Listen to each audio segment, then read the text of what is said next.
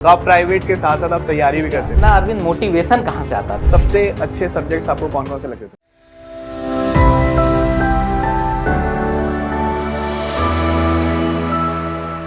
Hello and most welcome to Engineers Adda 24/7।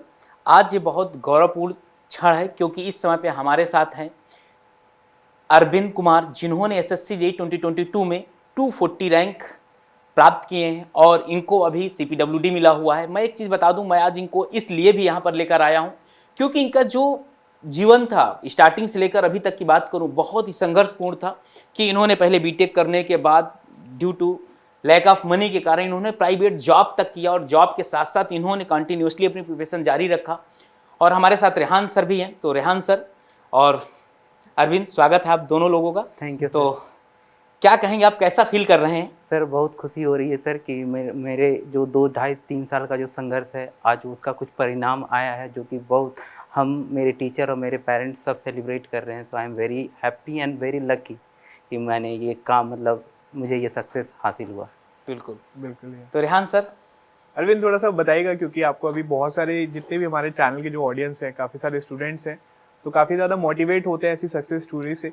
तो थोड़ा सा आप अपने बारे में बताइएगा कि आपने अपनी प्रिपरेशन जो स्टार्ट की है, तो आपने क्या सोचा था, आपका ड्रीम क्या था, एंड उसके बाद फिर आपने फाइनली यहाँ पर अचीव कर लिया। तो थोड़ा सा इनिशियल जर्नी के बारे में बताइएगा, कैसे आपने स्टार्ट की अपनी प्रिपरेशन? सर, तो जैसे मैं धनबाद से बिलोंग करता हूँ और मेरे फादर खुद एक ऑफिसर हैं कोल इंडिया में। तो गवर्नमेंट जॉब का शुरू से ही बैकग्राउंड था। बिल्कुल। तो ये एक शुरू से ही बच्चा से ही ड्रीम था, क्लास 10 से ही, कि हमको जाना है तो गवर्नमेंट में जाना है। बहुत सही। तो गवर्नमेंट में जाने के लिए मैंने बीटेक में इनरोलमेंट लिया।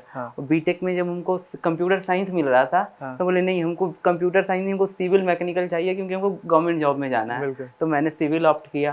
फिर मैंने जब अपनी फर्स्ट ईयर थोड़ा एंजॉय हुआ, लेकिन सेकेंड ईयर से मैंने जैसे जो भी करिकुलम सेमेस्टर का रहता था, तो उसका मैं प्रॉपर जो भी मेरे बुक्स आते थे, मिलते थे लाइब्रेरी से, तो मैं उसको बहुत प्रॉपर पढ़ता था। और एग्ज़ाम के जो सेमेस्टर एग्ज़ाम था उसको भी मैं बहुत सीरियस लेता था। और मेरे बीटेक में भी अच्छे परसेंटेज 8.72 परसेंटाइल CGPA रहा। उसके बाद मैं धीरे धीरे जेईई का प्रिपरेशन में लग गया। मेरा अभी एम ही हो गया कि हमको स्टेट में एई बनना है। तो इसके लिए मैंने भी 2021 में जो यूपीपीएससी का एई पेपर आया था वो भी दिया, लेकिन वहाँ पे असफल रहा। इन उन असफलताओं को सीख कर मैं आगे बढ़ते रहा। फिर मैंने जैसे ही 2020 में मैं पास आउट हुआ हूँ और 2021 से मैंने जॉब भी स्टार्ट कर दी। अच्छा, तो आप प्राइवेट के साथ साथ आप तैयारी भी करते हैं? Yes sir. हम ये बोलिए कि कोविड का मैंने अच्छे से फ़ायदा उठाया, क्योंकि वो जो वर्क था, वर्क फ्रॉम होम था, तो ट्रैवलिंग का बच जाता था। और आईटी में थे तो हम स्टार्टिंग हुए, तो आईटी का थोड़ा सा जो होता है प्रेशर कम होता है। एज ए इनिशियल आप ज्वाइन करते हैं, आपके साथ एक टीम रहती है। तो मैंने उसका जो भी, और सैटरडे संडे हॉलीडे रहता है, तो कोई वेस्ट नहीं किया, प्रॉपर अपना फोकस रखा कि हमको गवर्नमेंट जॉब में ही जाना है। तो गाइज, आप सभी लोग देख पा रहे हैं कि जैसे आप लोग प्रिपरेशन करते हैं तो हमारे पास एम्पल अमाउंट ऑफ टाइम होता है कि हम पूरा दिन हमारे पास होता है। लेकिन यहाँ पर अरविंद से एक एग्जांपल यहाँ पर ले सकते हैं, एक मोटिवेशन ले सकते हैं कि अरविंद ने साथ साथ में जॉब की। क्योंकि प्रमोद सर, अपन देखें बहुत कम स्टूडेंट ऐसे होते हैं जो प्राइवेट के साथ साथ तैयारी कर रहे हैं और उसके बाद इतने जल्दी उनको सक्सेस भी मिल गई होगी। तो सर यही जगह मैं पूछना चाहूँगा, इतना अरविंद मोटिवेशन कहाँ से आता था? Motivation was my mother. उनका यही कहना था कि नहीं, मेरा कोई घर से मेरे जो भी हैं बेटे, कम से कम किसी एक का तो गवर्नमेंट जॉब लगना चाहिए। तो ये चीज़ मेरे दिमाग में चलते रहता था कि नहीं, सपना पूरा करना है। तो मैं तो अपने बीटेक में ही इतना बेस बना लिया था कि मुझे पता था कि मैं जॉब भी कर लूँगा ना, तो मैं बहुत ज़्यादा मेरा बेस अच्छा स्ट्रॉन्ग हो चुका है। मॉक टेस्ट में मेरे नंबर अच्छे आ रहे हैं, एवरेज से ऊपर आ रहे हैं। तो चलो मैं ये भी कर सकता हूँ, जॉब भी कर सकता हूँ और प्रिपरेशन भी कर सकता हूँ। तो प्रायोरिटी मेरा हमेशा प्रिपरेशन था और मैंने उसी को प्रायोरिटी दिया। तो अरविंद, आपकी स्ट्रेटजी क्या थी? आपके पहले तो आप ये बताइए कि आपके प्री में कितने नंबर थे, मेंस में कितने नंबर थे, और दोनों की क्या स्ट्रेटजी थी? सर जैसे मेरे प्री में 133 नंबर थे। तो मैंने इसके लिए बस जैसे मैं पढ़ते जाता था, तो मैंने अपने खुद यूट्यूब से, जैसे रजत सर हो गए, प्रमोद सर हो गए, रेहान सर, तो सबका मैंने प्रॉपर जो है यूट्यूब से ही नोट्स बना के रखे थे। और फिर नोट्स को मैं गो थ्रू करता था। उसके बाद फिर जो PYQ होता है, तो PYQ is best for AE JEE। आप उसमें अगर वो PYQ बढ़िया से आप कर लिए, तो आपको एक मतलब बेंचमार्क है, आप समझ गए कि अगर ये बन रहा है मुझसे तो एग्ज़ाम डेफिनेटली निकलने वाला है। बिल्कुल। तो मैंने उसको 2-3 बार बनाए और फिर मॉक टेस्ट देते रहा। तो ये मेरा स्ट्रैटेजी था। स्ट्रैटेजी में मतलब पहला था कि हमको पहले थ्योरी कंप्लीट करनी है। थ्योरी के बाद जो थ्योरी में जो कंसेप्ट इन्वॉल्व है, क्योंकि न्यूमेरिकल में कंसेप्ट बहुत ज़रूरी है, तो कंसेप्ट को मैंने सारा क्लियर किया।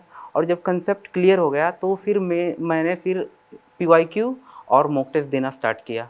और जो भी एग्ज़ाम आता था, चाहे DFCL आ जाए, UPPSC लेक्चरर आ जाए, JSSC JEE आ जाए, सारे एग्ज़ाम देते गए कि उससे एक है ना रिदम बना रहता है, आप कंटिन्यूअस साइकिल में रहते हैं रिवीजन का, क्वेश्चन प्रैक्टिस का। तो वो क्या होता है, आपको सोने नहीं देता है। मतलब एक रहता है ना कि फिर आप 2-2.5 महीने छोड़ दोगे तो फिर सब ब्लैंक हो जाएगा, तो वो चीज़ नहीं होता था। और मैं एक टाइम शेड्यूल बांध दिया था कि सुबह मॉर्निंग मेरा रिवीजन चलता था शॉर्ट नोट्स का, दोपहर में मैं सारे जो न्यूमेरिकल या मॉक देना रहता था वो होता था, और रात का जो टाइम रहता था मेरा 7-8 बजे वो करता था। जब जॉब ज्वाइन हो गया तब तक मेरा थ्योरी कंसेप्ट बिल्ट हो गया था। अच्छा। तो अब जो टाइम रहता था, हम 2 बजे से लेके 8 बजे तक सिर्फ PYQ करते थे, और काम को जो रहता था वो 9 से 12-1 बजे तक। मतलब ये है कि मेरा ऐसा था कि मैं सपोर्ट में था काम में, तो वहाँ पे सब प्रेशर नहीं था। मतलब भगवान का ये देन है कि दोनों बैलेंस हो गया। बहुत सही। बिल्कुल, एक कठिन मतलब एक जो मार्क होता ना उसको गेन करने के लिए इन्होंने कितना ज़्यादा मेहनत किया है। अभी मेरे जब इनके दोस्त से बात हो रही थी तो उन्होंने बात मुझे बताया था कि इनसे मैं देख के बहुत ज़्यादा इंस्पायर हुआ हूँ और अब मैं भी तैयारी करना चाह रहा हूँ। इन्हीं के साथ उन्होंने भी सर तैयारी की, साथ में प्राइवेट दोनों लोग जॉब करते थे। अच्छा। और इनकी कंसिस्टेंसी देख के वो बहुत ज़्यादा इनसे इन्फ्लुएंस हुए सर। हाँ, और यही हमारा एम भी है कि यही सारे बिल्कुल जितने aim भी भी है। स्टूडेंट है वो थोड़ा क्या है सर, कोई मोटिवेशन मिलता है ना तो हमारे भी अंदर से आता है कि भाई हम भी जब सामने वाला कर सकते हैं तो हमारे अंदर भी है कि हम भी कर सकते हैं। तो इसी मोटिवेशन के साथ यहाँ पर अरविंद अपनी स्टोरी लेके आए। तो थोड़ा सा यहाँ पर बताइएगा, अरविंद यहाँ पर जब आए थे तो बोल रहे थे कि रजत सर को भी काफी ज्यादा मिस कर रहे हैं, बट जितने भी स्टूडेंट यहाँ पर हैं आप सभी लोग को बता दूं, रजत सर के साथ भी यहाँ पर अरविंद के साथ एक इंडिविजुअल यहाँ पर इंटरव्यू होगा, तो वहाँ पर भी एक बार डिस्कस करेंगे सर के साथ। तो एक बार अरविंद बताइएगा कि जितने भी आप यहाँ पर प्रिपरेशन जो कर रहे थे, सबसे अच्छे सब्जेक्ट्स आपको कौन कौन से लगते थे? मेरा सबसे जो आपका जो स्ट्रॉन्ग जोन जो स्ट्रॉन्ग मेरा जोन है जियोटेक, ट्रांसपोर्टेशन, सर्वेइंग, ये 3 मेरे स्ट्रॉन्ग है। अच्छा। थोड़ा फ्लूइड में हमको प्रॉब्लम होता है क्योंकि फ्लूइड में जो मैकेनिक्स पार्ट है वो मैंने पढ़ा नहीं, मेंस में आता था तो यूट्यूब से ही देख करके मैंने किया। उसके बाद BMC है तो BMC का तो प्रॉपर नोट्स है, उसमें ऐसा कोई कंसेप्ट है नहीं। उसको आप जितना बढ़िया से मतलब कि थ्योरी आप उसको हर दिन रिवाइज करना पड़ेगा एक वीकली, तो ताकि सारा जो डाटा है वो स्पेसिफिकली दिमाग में रहे। बिल्कुल। तो ये जियोटेक, ट्रांसपोर्टेशन और स्ट्रेंथ ऑफ मटेरियल ये बेस्ट।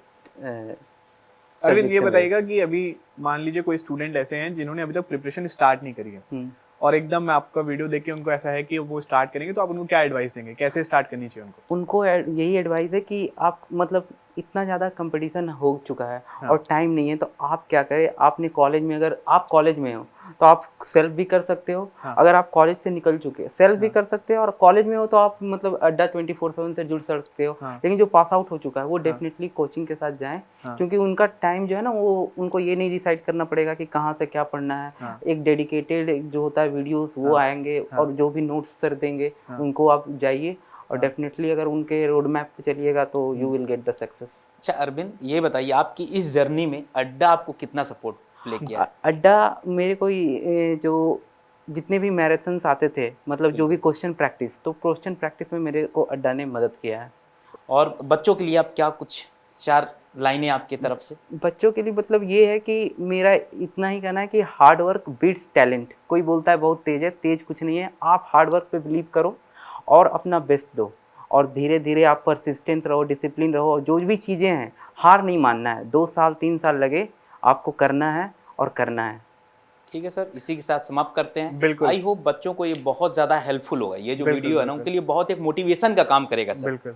और जितने भी स्टूडेंट यहाँ पर देख रहे होंगे यार, आप सभी लोग भी यहाँ पर आ सकते हैं, अपना एक्सपीरियंस यहाँ पर शेयर कर सकते हैं। तो जितना हो सके यहाँ पर आप ऑलरेडी यहाँ पर अरविंद से आपने काफ़ी सारी चीज़ें आपने सीखी होगी, तो मेहनत करते रहिए। ठीक है, सफलता आप सिर्फ एक कदम दूर हो, है ना, बस एक अपॉर्चुनिटी आपके पास होनी चाहिए कि बस निकालना है। उसके लिए आप अपने आप को जितना हो सके उतना प्रिपेयर करिए, एंड हम लोग कोशिश करेंगे कि आपको नेक्स्ट टाइम आप लोग को यहाँ पर देख पाएँ। सो इसी के साथ यहाँ पर सेशन को हम एंड करेंगे। बाकी इसका और भी डिटेल में जो इंटरव्यू होगा, एक बार अरविंद रजत सर के साथ भी यहाँ पे जुड़ेंगे, तो उसको भी वीडियो को देखना ना भूलिएगा।